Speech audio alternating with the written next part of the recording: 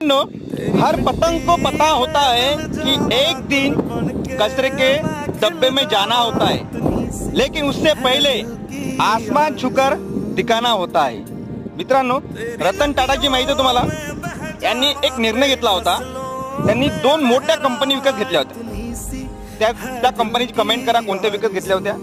आणि तेव्हा business studies सांगत होत्या की रतन टाटा आता डुबलेत, यांनी खूप चुकीचा निर्णय घेतलेला आहे आणि हे आता बर्बाद होणार आहे। आणि त्याच वेळेस शेअर मार्केट सुद्धा घसरलं मित्रांनो, आणि लोक म्हणायला लागले रतन टाटा खलास, संपला तर रतन टाटा। परंतु रतन टाटाचं एक वाक्य फेमस आहे मित्रांनो, ते म्हणतात मैं कभी गलत डिसीजन निर्णय लेता ही नहीं हूँ, बल्कि जो भी निर्णय लेता हूँ ना उसे सही साबित करता हूँ।